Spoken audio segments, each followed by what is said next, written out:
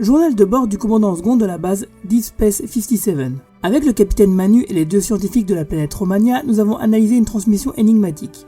Après une session de travail intensive, nous avons décidé de faire une pause le temps d'un verre et d'une partie de dabo au bar Ferengi du coin. L'un des 2 Romains n'aimant pas trop ce genre d'ambiance a préféré rejoindre ces quartiers pour l'instant. C'est donc avec le capitaine et Romain Brami que je vais essayer de me détendre autour d'un verre et pourquoi pas autour d'un verre de bière romulanaise.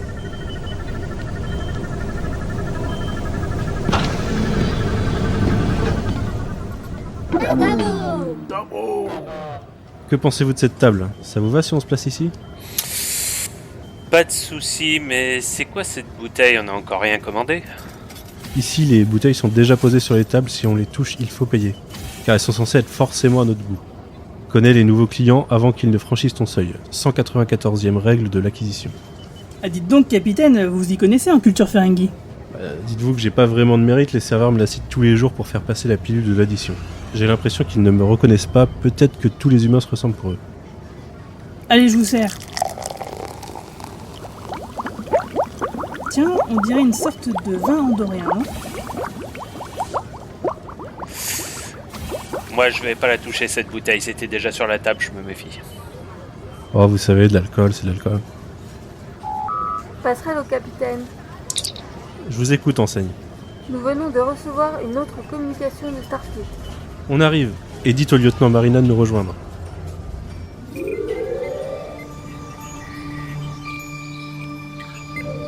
"15 years ago, today, you led us out of the darkness. You commanded the greatest rescue armada in history. Then, the unimaginable.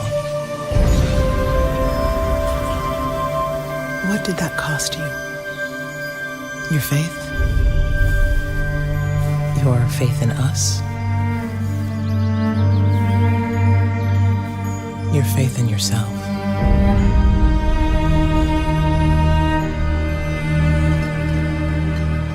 Tell us,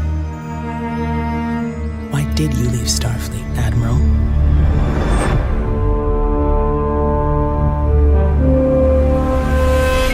Program complete. Bonjour et bienvenue à tous les trekkers et trekkies de toutes sortes sur la base stellaire du Cadran Pop. Je suis Guigui et je suis bien content de vous accueillir dans ce nouveau podcast dédié à Star Trek. Podcast écoutable partout et relayé par superpouvoir.com. On vous avait laissé il y a 2 semaines avec notre épisode 0 afin de bien préparer ce jour. D'ailleurs, attention, ce podcast est forcément spoiler, et si vous n'avez pas encore commencé la série, je vous invite quand même à écouter l'épisode 0 qui vous donnera une liste d'épisodes à voir ou revoir pour bien entrer dans la nouvelle série. Car enfin, ça y est, la série Picard a commencé sa diffusion sur CBS All Access aux USA et sur Amazon Prime chez nous. D'ailleurs, merci à Amazon Prime qui nous a permis de découvrir les 3 premiers épisodes en avance afin de bien préparer les 3 premiers podcasts. Alors, c'est vraiment une date stellaire à retenir pour tous ceux qui se sentaient orphelins de l'ère de la nouvelle génération terminée en 2002 avec le film Nemesis. Pour en parler aujourd'hui, nous avons toujours avec nous le capitaine de la base, j'ai nommé Manu. Bonjour. Le Romulan relou de service Romain Brami. Y a pas de Romulan relou, y a que des Romulans. Et enfin, le lieutenant Marina, qui avait déjà débattu avec moi l'année dernière sur YouTube à propos de Star Trek Discovery saison 2. Elle est sans doute la fan number 1 du célèbre capitaine français de Starfleet. Bonjour Marina. Bonjour à tous. Alors, là franchement, ça fait plaisir quand même d'être là ensemble, non ? Ouais, c'est clair. Engage. Ce podcast va être structuré en 2 parties. La première partie, on va appeler ça une partie non-spoiler, c'est là où on va donner nos avis sans donner trop de détails. Et la partie spoiler, c'est là où on va parler de l'épisode en profondeur. Et on commence tout de suite avec le résumé de Marina. Donc l'épisode s'appelle Remembrance. Pour résumer sans spoiler, de nombreuses années après les événements de Star Trek Nemesis, Jean-Luc Picard coule des jours paisibles dans son vignoble français jusqu'à ce qu'une interview qu'il donne au sujet d'un événement qui s'est déroulé 14 ans auparavant pousse une jeune fille à venir le trouver pour lui demander de l'aide. Cette rencontre va le pousser à sortir de sa retraite et le plonger dans une conspiration interstellaire. Many times. Nearly 2 decades ago, Commander Data sacrificed his life for me. These past few years, I really tried to belong here. Ça vous a fait quoi de retrouver Jean-Luc Picard après tout ce temps ? Par exemple, toi Marina. Alors moi j'étais super émue parce qu'en fait, il a vieilli. Mais on sent que l'esprit est toujours vif. Il boit toujours du Earl Grey. On retrouve le personnage, ses attitudes, ses expressions. Il a toujours le sens de l'honneur. C'est toujours un humaniste avec des principes moraux très très élevés. Mais en fait, j'ai découvert un Picard qui avait bien vieilli, avec beaucoup de tendresse, qui était vraiment bonifié. Parce que si on compare son attitude par rapport aux enfants ou à la progéniture, moi, je pense tout de suite à son attitude par rapport aux enfants qui sont dans l'Enterprise, par exemple, et à certains épisodes, ou même avec Lal, la fille que Data s'est créée. Il y avait beaucoup de dureté à l'époque. Et là, en fait, j'ai trouvé qu'il avait mûri, qu'il s'était bonifié, que voilà. Mais qui faisait le personnage était toujours là, donc son humanisme est toujours là. Après, il y a des phrases qui ont clairement été écrites pour les fans. Quand les personnages disent You have forgotten who you are, ou Be the captain, you remember. Voilà, c'est clairement, au début, c'est pour remettre le personnage dans son contexte. Après, il y a des choses que j'ai trouvées super gonflées. Par exemple, pour moi, référencer un épisode de la saison 2, Measure of a Man notamment, même s'il est très populaire parmi les fans, j'ai trouvé que c'était gonflé, mais dans le bon sens. C'est-à-dire qu'on n'a pas peur de se référencer et de prendre un épisode avec un personnage, Bruce Maddox, qui est, franchement, avant qu'il soit évoqué là, j'y pensais plus. Je pense plus à Lore ou à Song ou à d'autres personnages qui sont revenus régulièrement. Mais Bruce Maddox, honnêtement, je m'en souviens parce que la scène où il détache le bras de Data, par exemple, elle a été montrée partout. Mais à part ça, et même Daystrom, honnêtement, avant que ce soit évoqué, honnêtement, moi, je pensais plus du tout à tout ça. Donc j'ai trouvé super gonflé que la série aille aussi loin dans son histoire. Il y avait plein de références culturelles très intéressantes. Donc j'ai parlé de l'épisode de la saison 2. Quand on parle de l'évacuation de Dunkerque, par exemple. Merci Christopher Nolan. Du coup, ceux qui n'avaient pas la référence, maintenant ils l'ont. Ouais, non mais la référence à Dunkerque, notamment, c'est jamais expliqué. Alors ça parle à l'intelligence du fan qui va regarder derrière ce qui s'est passé. Mais Picard n'explique jamais, mais il balance la référence et j'ai trouvé ça très très bien écrit. Après, il y avait la référence à Captain's Day, la fameuse journée où les enfants célébraient le capitaine et où il était si mal à l'aise. J'ai bien aimé la peinture et qui reprend ces compositions du 19e siècle avec des personnages mélancoliques qui sont tournés vers la mer, qu'on voit de dos, et après le personnage se tourne vers nous, donc un personnage contemplatif. J'ai trouvé ça intéressant. Donc il y avait beaucoup de choses pour lancer une série. Voilà, je trouve que c'est émouvant et on retrouve plein de choses intéressantes. Have you ever been a stranger to yourself? Many times. Nearly 2 decades ago, Commander Data sacrificed his life for me. Alors toi Manu, ça fait pas quelques années que t'attends le retour de Picard comme Marina, ça fait seulement quelques mois. Quelques mois, ouais. Et qu'est-ce que t'en as pensé du coup ? Mais écoute, moi j'étais très content. J'ai vraiment pris beaucoup de plaisir dès les premières minutes de l'épisode à retrouver le personnage. J'étais assez content de l'épisode dans son ensemble. On n'est pas sur le ton de Next Generation qu'on avait avant, mais ça nous était annoncé dès la promo de la série. Et j'ai été content des thématiques qui ont été abordées, de la façon dont on retrouve ce Picard. Et en fait, ce que j'ai particulièrement aimé, c'est de voir un Picard. Je suis assez d'accord avec ce qu'a dit Marina sur un Picard plus âgé, plus mûr, plus doux avec les gens. Mais toujours hyper idéaliste. Il a le même idéalisme qu'on avait dans la série originale. Et ce que je trouve intéressant, c'est la dichotomie entre ce personnage dont l'idéalisme n'a pas changé et son monde autour de lui qui a changé, et du coup le contraste que ça peut donner et en quoi c'est moteur de l'histoire. Ouais, d'une façon générale, alors j'ai pas eu des masses de surprises dans ce pilote. Franchement, on en avait discuté dans l'épisode 0 de ce vers quoi ça pouvait aller. J'ai pas été hyper surpris, mais très content de la façon dont ça a été traité. Et voilà, d'une façon générale, globalement très satisfait, quoi. Ah bah super. Et toi, Romain ? Alors je vais pas vous contredire, j'avais des attentes très très très hautes sur cet épisode. Généralement, avoir des attentes très hautes, c'est le meilleur moyen d'être déçu. Et ben, j'ai pas été déçu du tout, j'ai même été super content. Parce qu'il y a beaucoup de trucs que je craignais énormément qui non seulement ne se sont pas produits, mais pour moi m'ont renversé complètement. Je rejoins à 100% ce qu'a dit Marina et je suis d'accord avec elle. J'avais pas vu venir le fait qu'ils allaient présenter Picard comme un vieux monsieur à l'automne de sa vie. J'insiste là-dessus parce que je pense que c'est vraiment le propos de ce premier épisode. Je vais vous dire la vérité, il y a un truc que j'ai pas vraiment dit dans le podcast épisode 0. Il y avait alors je déteste comparer Star Trek et Star Wars parce que pour moi c'est deux franchises qui n'ont rien à voir, mais c'est marrant parce que là on se retrouve dans une situation quand même assez similaire puisque finalement on retrouve Picard 20 ans après comme on a retrouvé Luke Skywalker 30 ans après, et on retrouve un Luke Skywalker et un Jean-Luc Picard qui ont quitté pour une raison X ou Y, ce qu'il les faisait. Donc Luke s'est éloigné de l'ordre Jedi et Jean-Luc Picard s'est éloigné de la Fédération.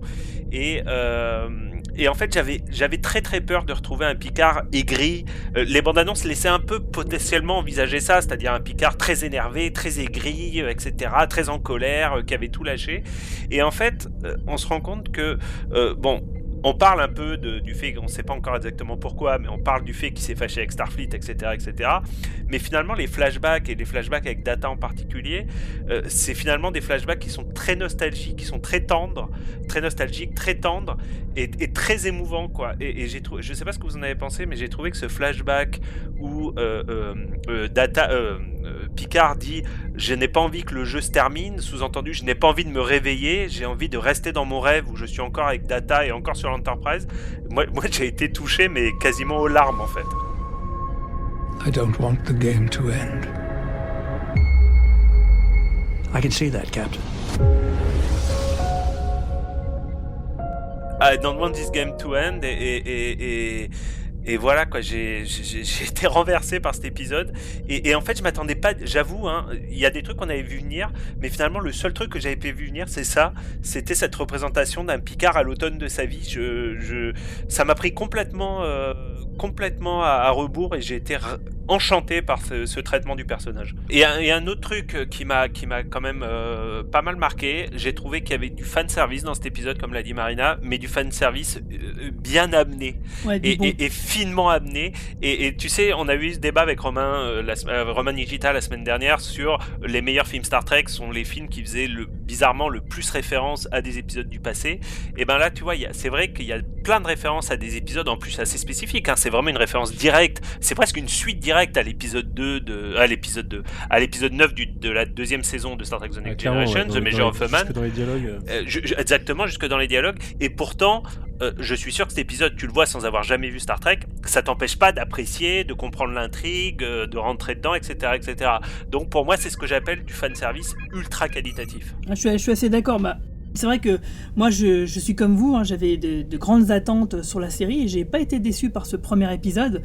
C'est vrai que je suis quand même un peu bienveillant parce que surtout je trouve que l'angle qui est choisi il est intéressant parce que c'est vrai que finalement faire une série de science-fiction / aventure sur un personnage principal qui a 80 ans, c'est quand même assez atypique, c'est un peu quand même culotté finalement quand on y réfléchit. Si on prend un peu du recul avec le fait que c'est Jean-Luc Picard, c'est quand même un vieux monsieur de 80 ans, c'est quand même pas rien je trouve, c'est un pari quelque part de faire une série par rapport à ça et on voit que finalement il n'y a aucun problème à ce que ça se fasse, que le personnage est intéressant, que l'histoire va courir d'elle-même et donc du coup en plus de ça il y a des ajouts qui sont très intéressants et comme tu le disais effectivement il y avait ce parallèle avec Star Wars et Luke Skywalker retiré. La différence c'est qu'effectivement Picard n'est pas tant aigri que ça et quand on lui demande de l'aide il se fait pas prier pour justement aider donc la personne qui est en détresse. Donc j'ai trouvé que c'était très bien. Moi j'étais vraiment ravi de ce premier épisode et je me souviens, alors pour faire une comparaison qui vaut ce qu'elle vaut, avec le premier épisode de Star Trek Discovery j'avais déjà une liste longue comme le bras de reproches à faire à la série. Ici j'ai beau réfléchir, je n'en vois pas, il y en aura sûrement dans les épisodes à venir, mais pour le premier épisode j'ai été plutôt conquis par beaucoup de choses.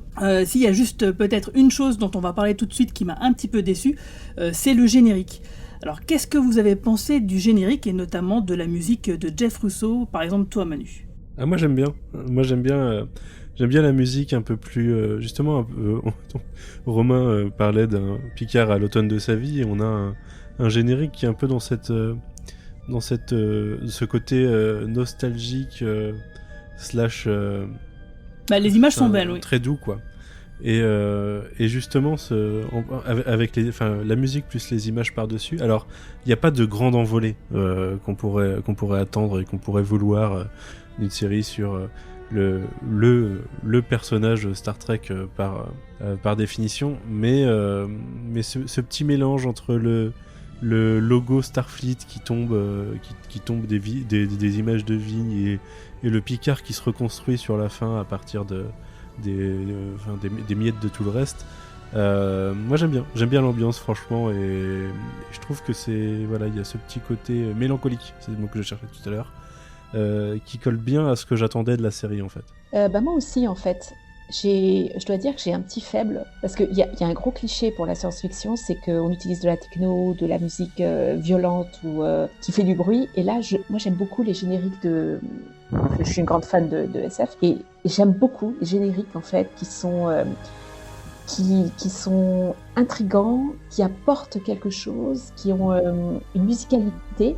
Et là, je dois dire, par exemple, en ce moment, je regarde The Expanse. J'aime beaucoup le générique, en fait, qui contraste avec le côté techno de la série.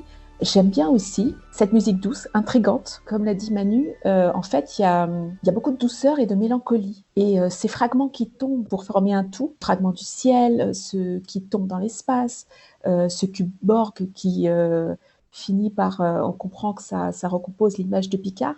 En fait, en voyant le générique, j'étais sûre d'avoir déjà vu ça quelque part, mais je trouve que ce sont, comme toute la série en fait, sur tout ce que j'ai vu jusque-là, en fait je trouve que ce sont des références de SF qui sont bien digérées. C'est-à-dire qu'à aucun moment on cherche à nous en mettre plein les yeux, on en a plein les yeux, mais tout est bien digéré et en fait tout est bien amené. Pour l'instant, je dois dire, je trouve que moi ça m'a séduit. Alors je comprends que par rapport au générique de Next Generation, ça n'a rien à voir. Mais après tout, c'est pas Next G, c'est sur Picard. C'est sur Picard. Et là, il y a quelque chose. Et pourquoi ? Et ce générique, je l'ai trouvé super intriguant. Et il y a plein de références, je suis sûre. Ça fait partie du mystère. On va chercher à résoudre cette espèce de puzzle. Ces fragments, ça signifie quelque chose. Et le fait que Picard, le générique comme ça soit composé de tous ces fragments, ça veut forcément dire quelque chose. Tout à fait. Ouais, je suis d'accord avec toi. Et toi, Romain, t'en as pensé quoi ? D'abord, bravo à Manu d'avoir trouvé le mot de la série, de ce premier épisode, c'est mélancolie. J'ai parlé de nostalgie, mais on est aussi et peut-être encore plus dans la mélancolie que dans la nostalgie. Donc voilà, c'est le mot de la série de ce premier épisode. Moi, le générique, je l'ai trouvé hautement oubliable. Il ressemble à tous les génériques de toutes les séries à la mode qui se font en ce moment. T'as l'impression de voir le générique d'une énième série Netflix. Et j'ai trouvé globalement la musique assez médiocre. À la limite, le générique, je m'en fous un peu, mais j'ai trouvé que le score était assez médiocre et faisait même un peu série B, un peu boum boum boum, tac tac tac tac tac tac, pas dans la scène d'action en particulier, la grande scène d'action de l'épisode. Et ouais, non, c'est ma déception. Techniquement, c'est ma déception, c'est la musique, sans aucun doute. Ouais, c'est vrai que pour moi, le score du générique, je l'ai trouvé aussi un peu décevant. J'ai trouvé que les images, elles étaient assez jolies, mais comme tu dis, effectivement, moi j'avais aussi ce feeling, tiens, on dirait une série Netflix. C'est vrai que c'est pas forcément le point essentiel qui va nous faire aimer ou pas la série, mais bon, c'est quand même un peu dommage. Il y a juste quand même le début du score et la fin, où il y a quelques notes qui sont assez... Je vais pas vous le faire parce que je vais le faire super mal évidemment, mais il y a des morceaux qui sont pas mal, et je me suis dit que s'ils avaient mixé ça avec peut-être une reprise du thème de Inner Lights, l'épisode assez culte sur Jean-Luc Picard, peut-être ça aurait pu donner quelque chose qui donne un peu plus d'émotion, parce que là je trouve ça manque un peu d'émotion, et comme tu dis, je trouve ça un petit peu basique entre guillemets, même si c'est pas du tout honteux, hein. C'est quand même plutôt bien fait, mais c'est pas exceptionnel quoi. Du coup, ça nous amène directement à la direction artistique et puis même de la réalisation et du casting, hein, on peut en parler aussi. Tiens, Romain, qu'est-ce que t'en as pensé de tout ça ? Extrêmement convaincu par les nouveaux personnages qui sont arrivés dans la série. Il y en avait qu'on nous avait présenté dans la bande-annonce, je pense en particulier au docteur dont j'ai oublié le nom, Docteur Jurati. Jurati. Je l'ai trouvé immédiatement attachante. C'est marrant parce que Jurati, c'est un peu... comment s'appelle ce personnage insupportable dans Discovery, la copine Tilly. Voilà, c'est Tilly bien écrite en fait, c'est-à-dire c'est un personnage qui en fait un petit peu trop, un peu gauche, un peu, tu vois, très intelligente mais un peu gauche, sauf que c'est fin, c'est bien écrit, c'est bien amené, tout fonctionne, là où Tilly, t'as envie de l'étrangler dès la première scène. Alors, et je sais pas vous, mais dans les matériaux promotionnels, j'avais pas trop réalisé l'histoire de ces deux personnages romulans, ou romulanais, hein, pour faire plaisir à Manu, qui vivent avec Romuliens, qui vivent avec Picard. Moi je dis les Romulanais. Et Zaban et Laris. C'est comme ça qu'on reconnaît et c'est comme ça qu'on reconnaît les vieux fans de Star Trek qui disent Romulanais. Et j'ai trouvé ces personnages pareil, tu vois, bien amenés, fins, pas poussés au chausse-pied. Je sais pas, j'ai trouvé que ça fonctionnait grave. Et pareil, tu vois, t'as pas besoin de 1000 heures d'exposition. Finalement, tu sais pas trop qui c'est. Tu comprends que c'est lié à l'évacuation de Romulus et l'explosion de la supernova. Mais voilà, des personnages qui fonctionnent, qui suffisent, qui font un peu d'exposition. Voilà, réalisation nickel, action et effets spéciaux dingo. Clairement, hein, on avait tous vu que dans les dernières bandes annonces, les effets spéciaux du lifting digital de Data avaient été améliorés par rapport à la toute première bande annonce. Là, j'ai trouvé que dans l'épisode, c'était vraiment frappant. En particulier, le deuxième. Alors, je sais pas pourquoi, mais j'ai trouvé que le deuxième flashback où ils sont en Next Generation. Je peux te dire pourquoi. C'est à cause de l'implantation des cheveux. Si tu regardes bien dans le trailer, l'implantation des cheveux, elle est complètement what the fuck par rapport à Brent Spinner. Et là, elle est plus respectueuse de ce qu'était sa coupe de cheveux, en fait. D'accord, intéressant. Parce que j'ai en effet trouvé, je sais pas, j'ai trouvé que c'était encore mieux que j'ai trouvé qu'il y avait une vraie différence. Je vais résumer mon propos. J'ai trouvé qu'il y avait une vraie différence entre, en plus, le deuxième flashback et le premier flashback. Et j'ai trouvé que dans le deuxième flashback, les effets spéciaux étaient absolument bluffants. Voilà quoi. Franchement, techniquement, je pense que on n'a jamais fait un Star Trek aussi qualitatif hors cinéma. Je suis d'accord. Moi, j'ai trouvé que les production values étaient magnifiques. Parce qu'on le voit dans la manière dont tout est filmé, le grain de la peau, l'image, le cadrage. Et ils ont mis la barre très très haut. Et alors au niveau du casting, je suis aussi d'accord avec Romain. J'ai trouvé que la présentation des personnages était très réussie. À aucun moment j'ai eu l'impression d'avoir vu ces acteurs partout. J'ai trouvé le scénario très intriguant et ambitieux, car l'épisode réussit l'exploit en fait de lancer la série. Mais alors, il y a un point de scénario qui est... je ne vais pas le spoiler maintenant parce qu'on n'est pas dans la zone spoiler. Mais voilà, je trouve que ça lance la série sans trop en dire. On donne des indices, mais on dit presque rien. Il y a beaucoup de mystères. J'ai trouvé les scènes d'action très bien filmées, les effets spéciaux. Mais pour moi, en fait, tout ça, c'est presque secondaire, en fait. Ce que j'aime bien, c'est qu'on me raconte une belle histoire et qu'on me la raconte bien, qu'on m'intrigue, en fait, et qu'on me retienne. Et là, honnêtement, après cet épisode, j'avais envie d'en savoir plus.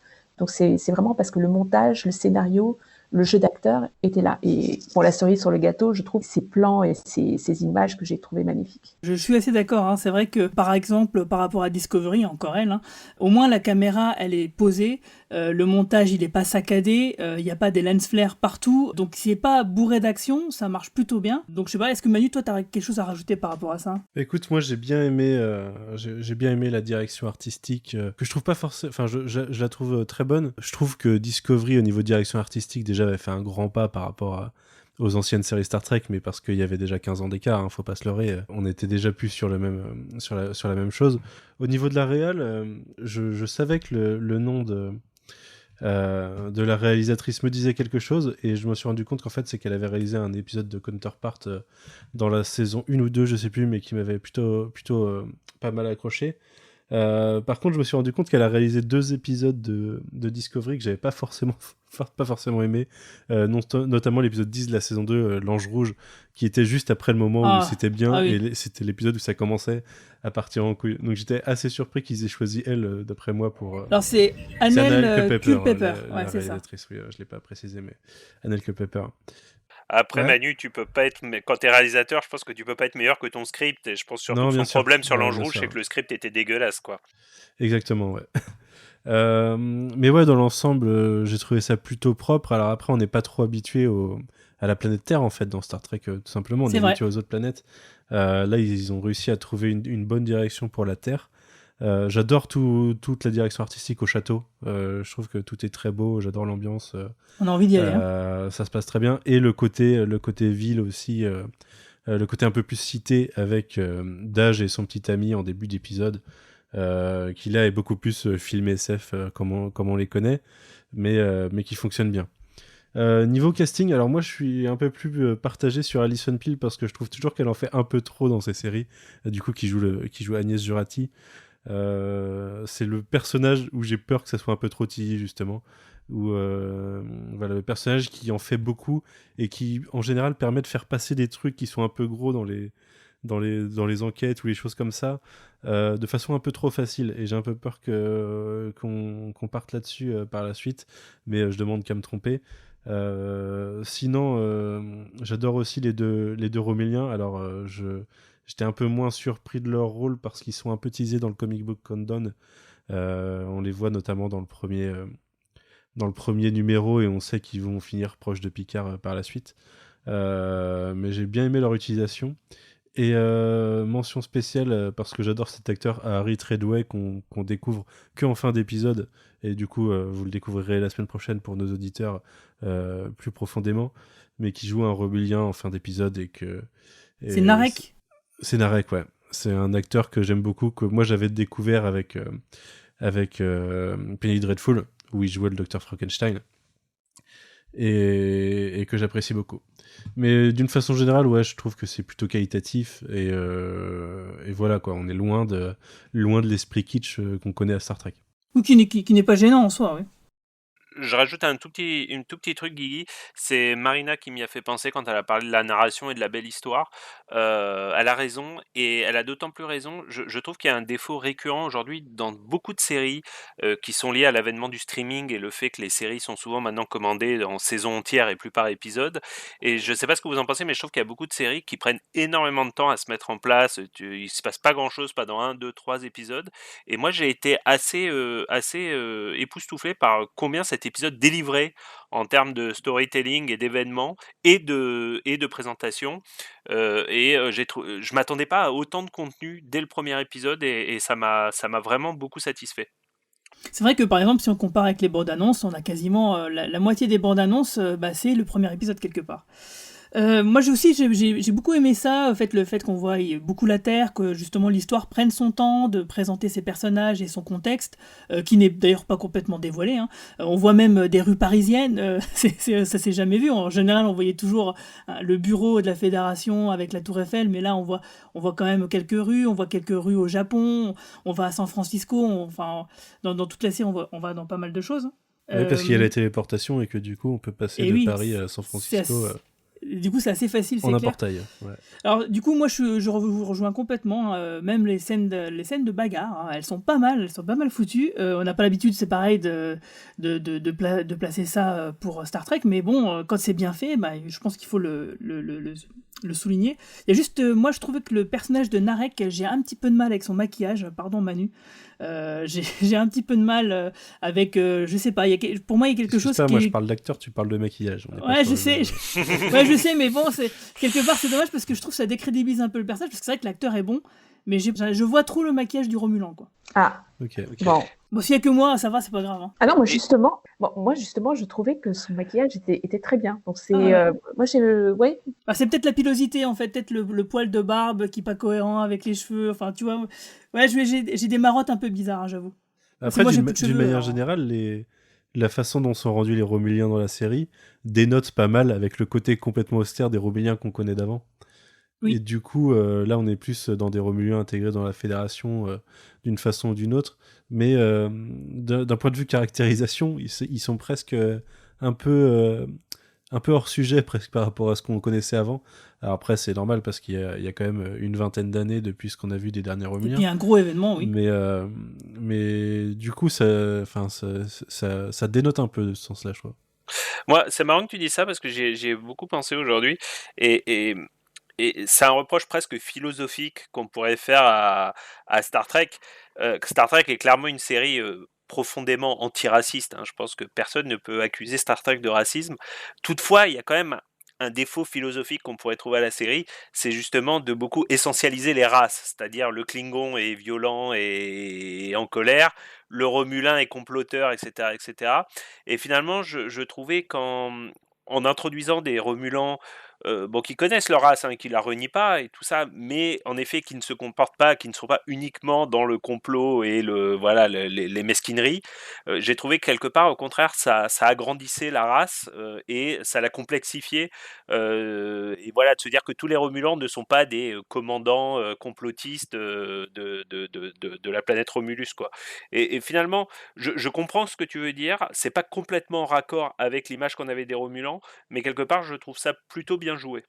Ah mais après je critique pas forcément et c'est pas faux ce que tu dis, et en fait on le retrouve aussi dans le simple fait que quasiment toutes les planètes tous les vaisseaux ont visité donc un peuple et non pas de conflits internes ou de choses comme ça, enfin très peu quoi, ça arrive très peu par rapport à l'ensemble des... Bah justement c'est dommage qu'on ne voie pas les Raymans par exemple. Ouais, bah ça... On a découvert dans Star Trek Nemesis. Je crois qu'ils ont été oubliés, ils ont été effacés de l'histoire. Ils ont oublié de les évacuer, ceux-là, peut-être. Un jour, ils ont fait exprès. Un jour, ils feront un livre pour expliquer qu'ils ont été effacés de l'histoire suite à l'échec au box-office de Star Trek Nemesis. Alors du coup, là, je pense que c'est le moment de se rapprocher non pas de la zone neutre, mais de la zone spoiler. Red alert!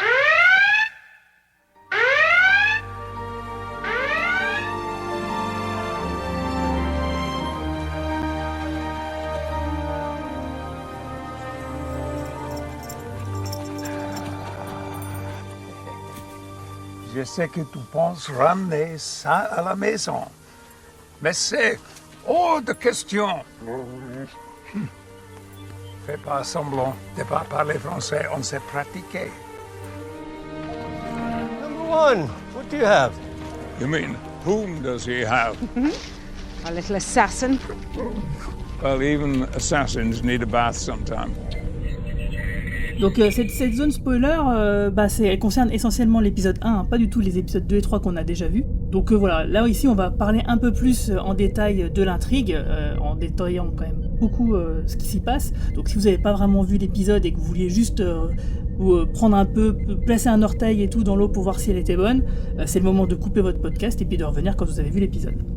Alors, ma première question, c'est qu'est-ce que vous avez pensé du statu quo de Picard ? À un moment donné, donc, on découvre quand même beaucoup de choses par rapport à son vignoble. Donc, c'est des choses qu'on avait déjà imaginées, qu'on avait déjà vues dans les bandes annonces. Et puis vient la scène où il a une interview, où là, du coup, on apprend quand même finalement un peu ce qui s'est passé par rapport à Romulus, par rapport à lui, et on devine quelle est la raison de son départ de Starfleet. Alors toi, Marina, qui est la plus grande fan de Jean-Luc Picard, comment est-ce que tu l'as trouvé durant cette interview et du coup tout ce qu'on apprend sur le personnage à ce moment-là ?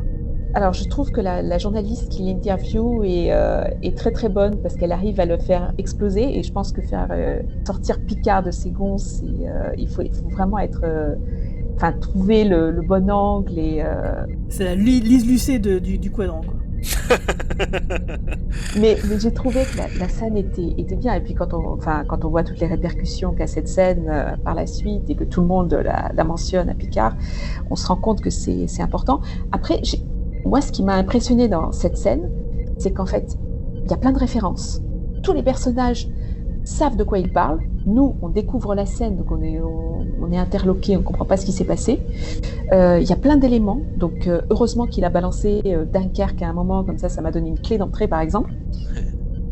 Mais voilà, j'ai trouvé que la scène était très bien écrite. Picard se fait manipuler. Clairement, il aurait dû refuser de donner l'interview. On ne sait pas pourquoi il l'a fait, parce que moi, dans le personnage, je le vois pas parler de ce genre de choses. Peut-être qu'il écrira ses mémoires, comme c'est évoqué dans un autre épisode, mais donner une interview, pour moi, c'est pas dans le personnage. Alors, est-ce qu'il a cherché à s'expliquer, de se justifier ? On ne l'explique pas vraiment.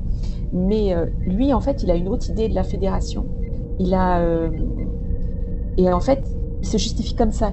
Mais on comprend pas en fait. On apprendra plus tard on nous donnera plus d'informations dans les épisodes qui viennent. On comprend qu'il y a eu une supernova qui allait exploser, qu'il s'est passé quelque chose, que les synthétiques étaient impliqués, mais en fait, voilà, c'est moi j'ai trouvé la scène très bien écrite et voilà. Donc le personnage, pour moi, c'est complètement fait avoir. Voilà. Moi, c'est ma scène préférée des 3 premiers épisodes, je pense. Je spoil, mais pour moi, c'est ma scène préférée des 3 premiers épisodes jusque-là. J'adore comment elle est écrite, j'adore les dialogues. Il y a des punchlines dans tous les sens, et il y a surtout des phrases lourdes de sens dans tous les sens. Que ce soit quand il raconte le plan d'évacuation et que la journaliste lui suggère que c'était pour sauver des vies romuliennes et que lui dit non, c'était pour sauver des vies. On l'a dit, il y a le rapport à Dunkerque. Moi, la phrase qui m'a presque... il y a 2 phrases qui m'ont particulièrement intéressé. Il y a quasiment la conclusion de l'interview où il lui répond « You're a stranger to war ». Et ça, c'est intéressant parce qu'on a l'habitude des vétérans de guerre qui viennent justifier des choses qui sont moralement inacceptables pour nous en général, en nous expliquant que on n'était pas là et qu'on sait pas quand ça se passe et que du coup il faut faire avec et qu'ils n'avaient pas le choix. Là, c'est le contraire. C'est Picard qui vient t'expliquer que la guerre c'est horrible, mais que les vies, n'importe quelle vie compte et qu'il faut sauver tout le monde, quel qu'en soit le coût, malgré les biais racistes qu'on peut avoir, puisque là, clairement, on commence à nous présenter une fédération raciste, quoi. Et du coup, j'ai trouvé le retournement sur la signification de cette phrase par rapport au contexte où on peut la voir dans la vie de tous les jours, assez intéressant. Et il y a bien entendu le moment où elle essaye de lui faire cracher le pourquoi il a quitté Starfleet et qu'il dit, alors c'est assez attendu dans ce qu'on imaginait, mais qu'il dit parce que c'était plus Starfleet. Et je trouve ça intéressant parce que rétrospectivement, on a de nombreux passages dans The Next Generation où Picard vient rappeler ce qui est censé être Starfleet et ce qui est censé être la Fédération, mais où on a l'impression que c'est pas exactement ça, et qu'en fait la Fédération et Starfleet ont un peu plus tendance à plier les règles que ça. Sauf que Picard n'arrive pas à l'accepter. Et j'ai presque envie de citer une phrase de l'épisode 2, de l'épisode 9 saison 2, du coup, Measure of a Man, où dans son conclusion du procès de Data, il explique qu'un jour les gens il y en a qui réussiront à dupliquer Data et qu'il faudra se poser les bonnes questions et savoir si on les réduit en esclavage ou si on leur donne des droits normaux, si on les considère comme des êtres vivants, et où il dit la décision qu'on prendra nous définira en tant que peuple. Et là c'est clairement j'ai vraiment l'impression que cet épisode est écrit comme une suite directe de Measure of a Man, dans le sens où on part du parti pris que c'est arrivé, la décision de l'humanité a été prise et on a pris la mauvaise, quoi. Donc c'est pour ça que je trouve cette interview résume parfaitement en fait ce que va nous présenter Picard dans son propos sur les 10 épisodes.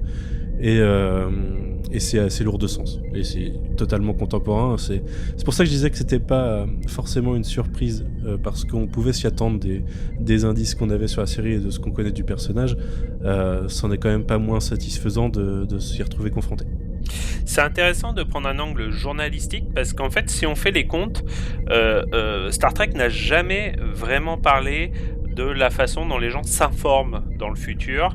Il y a assez peu de références au journalisme. J'en ai une en tête, c'est dans Star Trek Génération, quand ils inaugurent l'Enterprise B, où t'as des gens... Jack Sisko dans Deep Space Nine.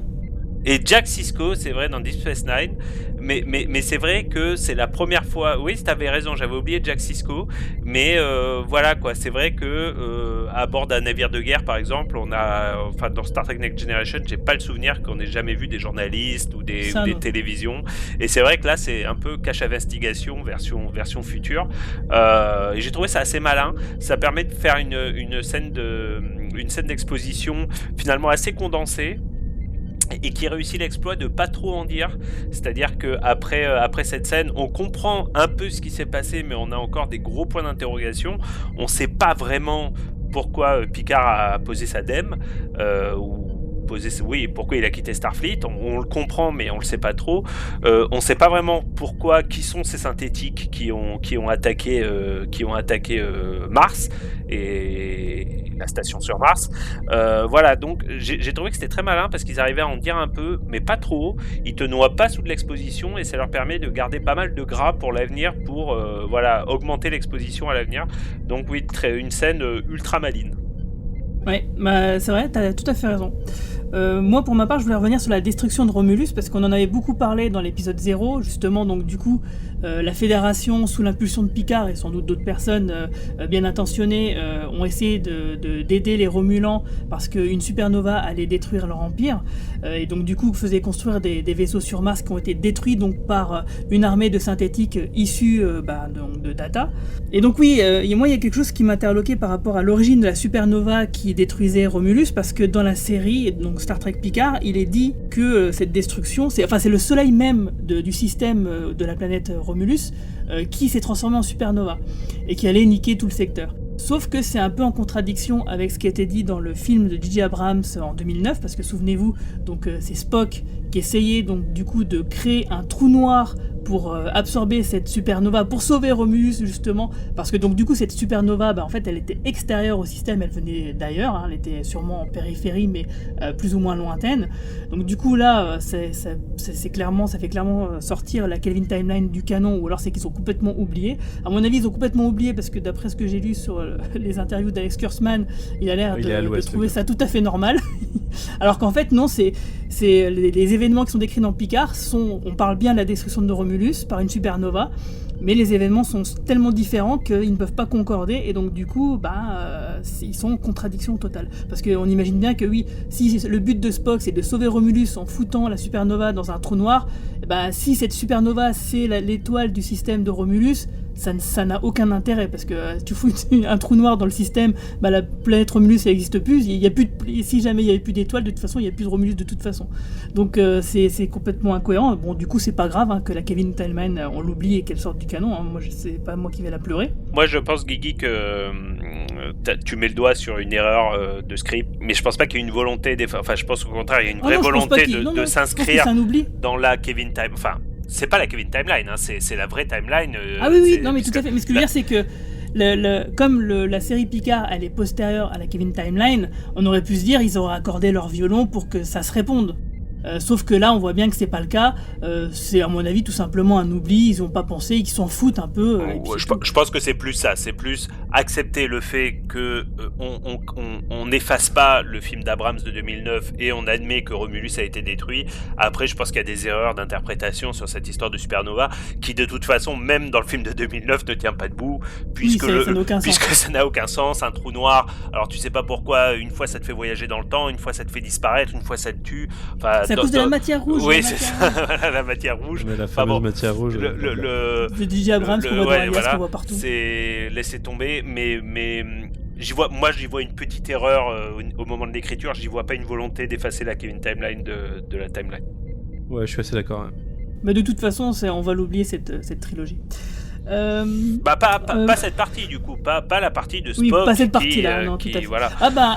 Là, en tout cas, Spock, on n'en parle pas, justement. Et d'ailleurs, on parlait de Geordi Laforge dans l'épisode 0. Là, il n'est pas mentionné, donc peut-être il se porte en pleine forme. On verra ça dans les épisodes à venir. Donc du coup, est-ce que vous aviez d'autres choses à dire, par exemple, sur les Romulans ? Moi, par exemple, il y a juste un dernier truc, c'est que je trouve quand même vraiment sympathique que Picard ait recueilli chez lui donc un couple de Romulans qui sont finalement des réfugiés.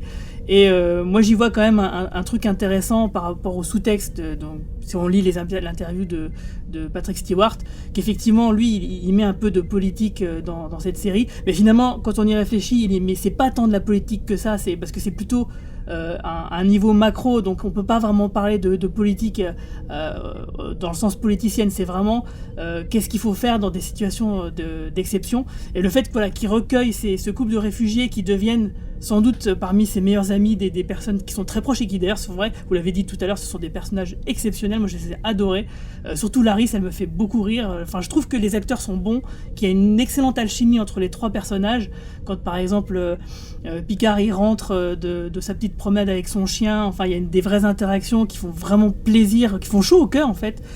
Et donc ça c'est vraiment un aspect donc de l'épisode qui m'a beaucoup plu et qui rejoint ce que vous disiez tout à l'heure, par exemple justement le domaine du château Picard.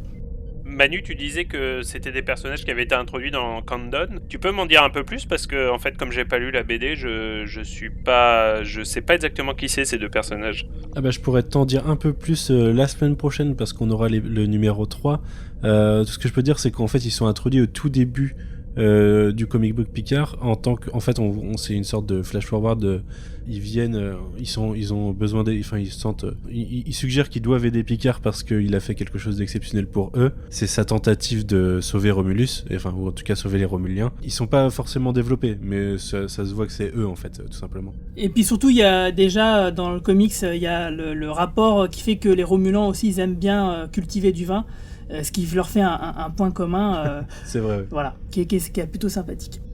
Moi, je voulais rebondir. Oui. Je voulais rebondir sur ce que tu disais du coup sur le fait qu'ils les accueillent, que c'est en gros des réfugiés suite à la destruction de Romulus. J'adore cette métaphore pas du tout subtile de la situation du monde actuel, du fait que au final la planète et la Fédération ont décidé que les Romuliens, tant pis quoi. En gros, on va dire ça, tant pis. Mais que ne pas du tout gérer la crise migratoire qui peut venir suite au désastre dans certains territoires n'est que précurseur de catastrophes à venir, quoi, que ça soit du terrorisme ou des guerres à venir. Et là, on le voit dès cet épisode qui finit sur un cube Borg. Qui semble contrôlé par les Romuliens, donc il y a que des bonnes choses qui sont sorties de Cube Borg, on le sait forcément. Donc c'est encore une fois précurseur des bonnes choses de ne pas avoir voulu accueillir les Romuliens et les avoir aidés comme il fallait, surtout un peuple qui est quand même connu pour sa paranoïa et son militarisme. Ouais, c'est ça, ils ont jamais été vraiment sympathiques. Mais là, je dois dire que ce couple était très bien écrit. Et en fait, mais moi, je les connaissais pas. Je cherchais, au début, je cherchais où j'avais bien pu les voir et à quoi ils faisaient référence. Et en fait, moi, ça m'a fait penser vous savez, les gouvernantes du 19e siècle qui s'occupaient des vieux garçons qui vivaient tout seuls. Ouais, c'est vrai. Il y avait ce petit côté-là de Picard, vieux garçon, tout seul, pas marié et tout ça, avec un couple qui vit à demeure et qui s'occupe de lui, et ce ne sont pas des serviteurs, loin de là, ce sont des gens qui vivent avec lui, presque sur un pied d'égalité, qui sont ses complices. Mais il y avait ce petit côté de référence à la littérature du 19e siècle que j'ai trouvé sympathique et qui les rendait chaleureux. Et en fait, j'ai tout de suite vu que c'était des Romulans et des Romulanais. Je vais tous les dire comme ça. Et tu pourras couper ce que tu veux, Guigui. Non, on garde tout. Et en fait, moi, ils m'ont tout de suite paru sympathiques. Et j'avais envie d'en savoir plus. Du coup, on va laisser quelques cartouches pour les podcasts à venir et on va parler directement de ce qui nous intéresse, de la pièce maîtresse de l'épisode, j'ai envie de dire, le twist, le truc inattendu. Vous savez de quoi je vais parler, bien sûr, de la fille de Data. Would you like to finish it, Captain? I don't know how. That is not true, sir.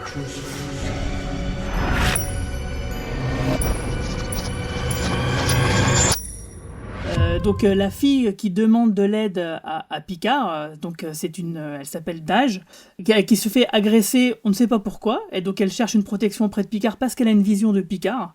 Elle se trouve face à lui et finalement, en menant une enquête, ça va amener Picard à rencontrer le docteur Jurati, docteur Agnès Jurati jouée par Alison Peel. Et donc du coup, on apprend que les synthétiques ont été créés. Alors ça c'est pas clair, tout ça il faudra qu'on en reparle. Qui a créé exactement les synthétiques, mais en tout cas elle a une apparence complètement humaine, on la prend pour une humaine, et en fait, visiblement, elle serait synthétique, elle aurait une sœur jumelle, donc elle meurt dans cet épisode-là, et du coup, on apprend aussi complètement que ce serait la fille de Data. On pouvait s'en douter, mais quand même, le fait que ce soit confirmé, et que ce soit confirmé dès le premier épisode, et que du coup, ça soit le plot twist finalement de la série, qu'est-ce que ça vous a fait, quoi ? Bah écoute, moi, j'en avais parlé dès l'épisode 0, c'était une théorie que j'avais vue il y a un moment. Et le fait qu'on se dirige vers une intrigue sur les synthétiques semblait aller dans ces directions. Là où j'ai été super surpris, c'est que ça soit dès le premier épisode que ça soit confirmé, en gros. C'est marrant parce qu'en plus, quand tu y réfléchis, je trouve que l'actrice ressemble à Brent Spiner jeune dans certains traits sur visage. Donc je trouve qu'il y a une reprise de certaines caractéristiques physiques. Et elle ressemble Lal un petit peu à Lal, un petit peu. Ouais, elle ressemble à Lal aussi, ouais. un petit peu. La fille de Picard dans The Offspring. Ouais, la fille de ouais. Data dans The Offspring, excusez-moi. Sinon, ça renforçait encore en plus le fait que c'était une suite à Measure of a Man, puisque on avait l'idée que Bruce Maddox avait vraiment envie de créer ses propres robots, ses propres androïdes, en se basant sur Data. Et a priori, moi je l'ai interprété comme vraiment une réussite de sa part. Le logo qu'elle porte, c'est quand même lui a priori qui l'a créé. Là où je suis un peu perplexe, c'est le côté pour moi, Bruce Maddox dans la saison 2 de Next Generation, c'est un connard, et j'ai du mal à le visualiser comme quelqu'un qui pourrait avoir fait quelque chose de bienveillant par la suite. Ouais, c'est un connard, mais on sent quand même qu'à la fin de l'épisode, il a peut-être appris la leçon de l'épisode. Ouais, tu vois, peut-être, tout à fait. Ça se voit un peu dans Alors je sais pas si c'est volontaire, mais c'est ça que je sentais dans le jeu de l'acteur, en tout cas. Tout à fait, ouais. Et surtout, dans Data's Day, Data lui envoie des informations sur ce qu'il fait. C'est vrai. Il en tient pas rigueur à Maddox, parce que il n'a pas de sentiments dans le sens humain, donc il peut pas garder de rancœur et tout ça. Donc finalement, il a... Mais c'est pour ça, je reviens à ce que je disais tout à l'heure, c'est qu'en fait, on a pris un personnage de la deuxième saison, qu'on a revu, mais de manière très anecdotique plus tard dans la série, et là, on le met au centre du mystère. C'est quand même... il fallait le faire. Oui, il devient le MacGuffin de la série, ouais. J'ai pensé au MacGuffin, exactement. C'est ça. Et c'est vrai que c'est malin. Pour revenir sur Maddox, alors j'en avais un petit peu parlé la semaine dernière dans l'épisode 0. En fait, donc en effet, Maddox, je le fais très vite pour les gens qui n'avaient pas forcément tilté ou qui ne s'en souviennent plus. Mais Maddox, qui n'ont pas écouté l'épisode 0, c'est un personnage qui apparaît dans un épisode de la saison 2. Et en fait, c'est un jeune roboticien, je ne sais pas si le mot existe, mais un jeune ingénieur qui veut récupérer Data comme si c'était un objet, il veut le récupérer pour le disséquer afin de créer des armées de Data en disant vous vous rendez compte ce que Starfleet pourrait faire avec des armées de Data. S'ensuit un procès parce que Data refuse de se laisser faire. Picard décide de plaider le fait que Data a une conscience et qu'on ne peut pas le prendre comme un objet. Picard gagne le procès et à la fin, en effet, pour rebondir sur ce que tu disais, Manu, en effet, Maddox, c'est clairement le méchant de l'épisode, mais en effet, à la fin, on se rend compte qu'il a quand même une humanité, qu'il est juste extrêmement habité par sa passion pour la robotique. Et il y a une très jolie scène où la procureure, la juge, va le voir et elle va parler à Maddox et Maddox dit pour la première fois au lieu d'utiliser it, donc it qui est indéfini en anglais, il utilise i en parlant de Picard, i qui veut dire il, donc en parlant d'un humain. Et tu te rends compte qu'il accepte enfin que Data est un être vivant, un être doté d'émotions. Et en effet, on ne revoit plus Maddox, on ne le revoit plus physiquement dans Star Trek The Next Generation, mais comme l'a très bien dit Marina, il apparaît indirectement dans Data's Day, donc 2 ans plus tard, parce qu'on apprend qu'en effet, Picard maintient une relation avec Maddox, puisqu'il lui envoie régulièrement Data, excusez-moi, à chaque fois je fais cette erreur, Data maintient une relation avec Maddox, puisqu'il lui envoie des rapports pour mieux comprendre son psyché, et d'ailleurs ça donne naissance à un des meilleurs épisodes Data de Star Trek The Next Generation, qui est Data's Day. Et l'épisode est très touchant, et c'est vrai que ça permet de réfléchir que ça fait quand même 2 ans plus tard, donc en effet c'est des personnages, c'est pas montré dans la série, mais on peut facilement imaginer que Data et Maddox ont gardé contact, et ça fait même réfléchir à l'épisode en effet The Offspring, où Data crée sa fille, sa propre fille. On peut se demander dans quel niveau, si il avait des relations avec Maddox, et il a demandé l'aide de Maddox pour créer Lal, et si le projet Lal a été partagé avec Maddox. Donc ça permet de crafter plein de théories. À partir du moment où ces deux personnages sont restés en relation suite à l'épisode The Measure of a Man, ça permet de crafter plein de théories possibles sur le fait qu'en effet c'est des personnages qui ont continué de se connaître bien des années après s'être rencontrés. Bah surtout qu'à la fin de l'épisode, Data lui dit bien, parce qu'en fait Data refuse de se soumettre à son expérience pour justement être dupliqué, parce que il risque de mourir, parce que la possibilité de copier sa conscience dans l'ordinateur que Maddox pourrait mettre, c'est pas stable, c'est pas sûr à 100%. Et Data lui dit en gros, si quand tu arriveras à corriger ce problème-là, je serai là, je pourrai t'aider si tu veux à réaliser ton projet. Donc effectivement, oui, ça va complètement dans ce sens-là. Et du coup, mais par contre, moi, il y a quand même la création des synthétiques, pour moi, elle n'est pas claire, elle n'est pas clairement expliquée, alors c'est que j'ai pas compris, alors peut-être vous allez pouvoir me dire. Quand la scène avec le docteur Agnès Jurati, on comprend que Maddox est arrivé après l'échec des synthétiques, après l'attaque de la planète Mars, et que c'est à ce moment-là que Dage aurait été créé. Mais du coup, qui a créé vraiment les premiers synthétiques? Ils ont été créés à partir de Before, par Maddox lui-même ou par une autre équipe qui aurait repris une partie de ses travaux, à votre avis? J'ai pas forcément compris ça. Moi, j'ai compris que Maddox était là depuis était à travailler avec Jurati depuis une période indéterminée, et qu'il a décidé de claquer sa dème à partir du moment où Starfleet a décidé d'interrompre le programme des synthétiques. Mais en Après l'attaque de Mars, donc. Après l'attaque de Mars. Mais par contre, on sait pas. Enfin, moi, je pense qu'il a toujours été à la Destom Institute, et c'est d'ailleurs lui elle le présente comme son mentor. Donc parce qu'il doit avoir un certain âge. Ça fait 25 ans qu'il est De toute est dans la façon, on robotique. sait, dès Measure of a Man, on sait qu'il est au Destrom Institute. Et d'ailleurs, il est un peu mal casté parce que c'est suggéré dans l'épisode qu'il était là quand Data a été recruté et qu'il avait voté non à son intégration à Starfleet. Et du coup, il devrait être un peu plus vieux que ce qu'on voit à l'écran.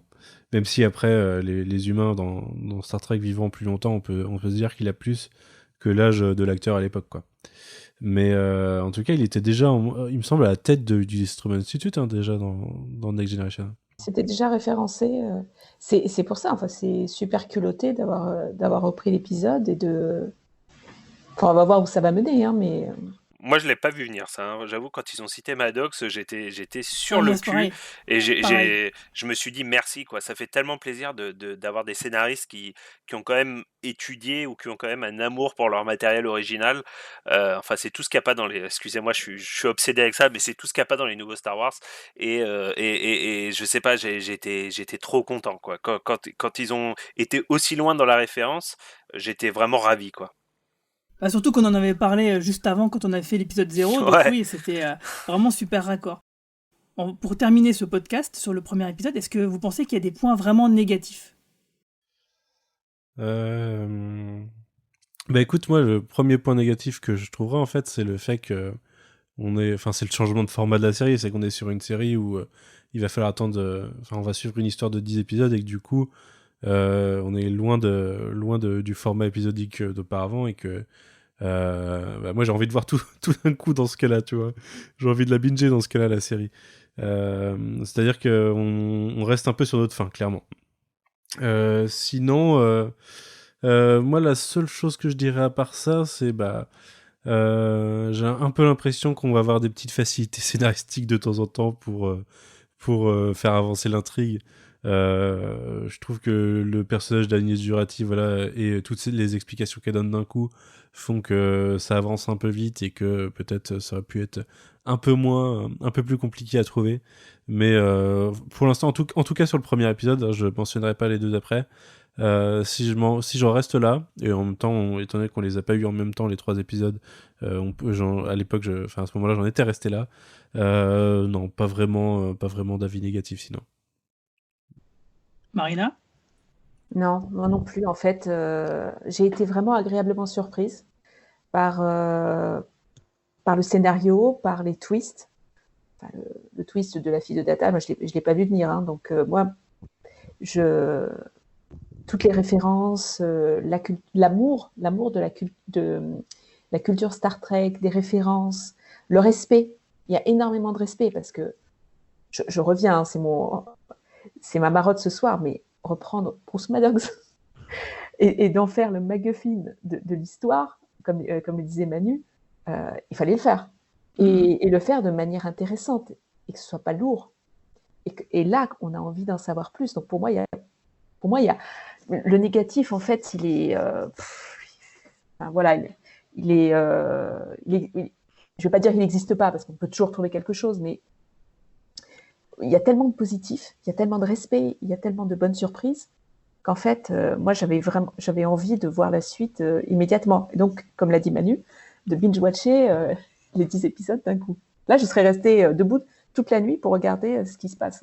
Mais ça, c'est pas un défaut, c'est juste qu'on est devenus des enfants gâtés, en fait, parce qu'on n'a plus l'habitude d'attendre. Mais c'est au contraire, c'est génial de partir pour 10 semaines et d'être dans l'expectative. Écoute, moi, Manu, moi, Guigui, je suis comme vous tous, j'ai vu très peu de défauts dans cet épisode. Du coup, j'en ai trouvé deux. Il y en a un qui est lié au marketing de la série. Je pensais sincèrement que tous les guests qui apparaissent dans les bandes annonces, Troy Riker et Seven of Nine, apparaîtraient très tôt dans la série. Or, j'ai été très surpris de ne pas les voir dans ce premier épisode. C'est pas un défaut en soi, mais du coup, ça spoil un peu quand même la suite de la série. Moi, je pensais que, en gros, les bandes annonces, ça serait le premier épisode, et finalement, on en est très loin, de toute évidence. Un deuxième qui n'est pas du tout un défaut, qui est plutôt une petite incohérence. Patrick Stewart a vieilli, Picard a vieilli, mais c'est quand même un petit peu étonnant de se dire que dans le futur, dans 450 ans dans le futur, en 20 ans, on peut vieillir autant, et qu'à 80 ans, on est autant à l'automne de sa vie. On pourrait imaginer que dans le futur, on vive jusqu'à 120 ou 130 ans. Et c'est la seule petite incohérence qui, franchement, n'a aucun intérêt. Mais j'avoue que je me suis quand même posé la question. Je pense comme toi. Moi, je pense qu'ils auraient dû faire, genre, il s'est passé 40 ans, et là, en fait, Picard, là, il a 100 ans, il n'en a pas 80.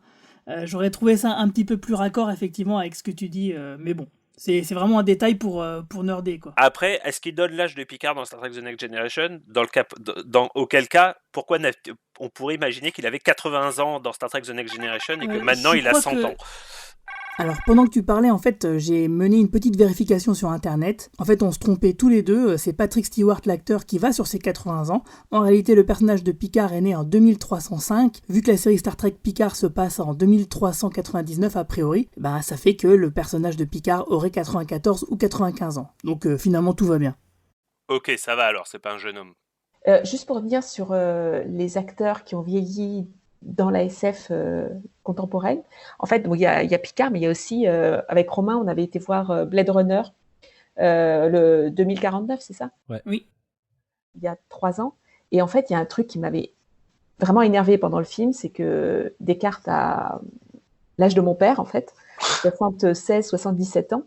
Et à un moment, il y a une scène de bagarre où Harrison Ford met des coups de poing à je sais plus qui. Et en fait, j'ai trouvé que...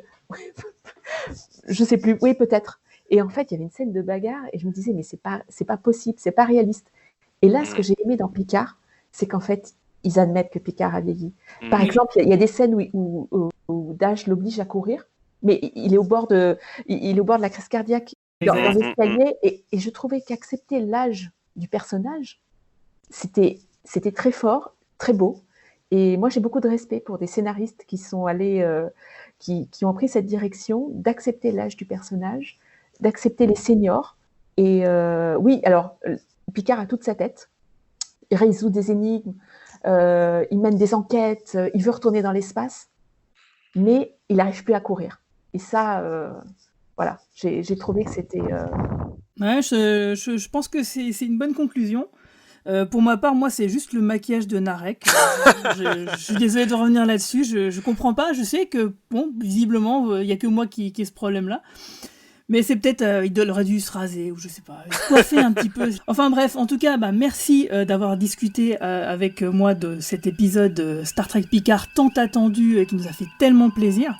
Alors, Comme je l'ai déjà dit dans l'épisode 0, pour chaque épisode, chaque podcast, on va essayer de découvrir une musique qui aurait été réalisée par des fans, donc une musique sur Star Trek. Alors souvent c'est parodique, hein, bien évidemment. Je vous quitte, là je vous dis au revoir sur la musique de Make It So, une parodie de la chanson de la Reine des Neiges par Debs et Errol, et vous allez voir, c'est vraiment pas mal. Allez, longue vie et prospérité. Au revoir. Ciao tout le monde. It's funny you're resistant when you claim you're logical. Well, Jean-Luc, you could have fooled me. I'm not seeing that at all. No one knows them as well as you. I don't know what they put you through. You say it's for humanity. I disagree.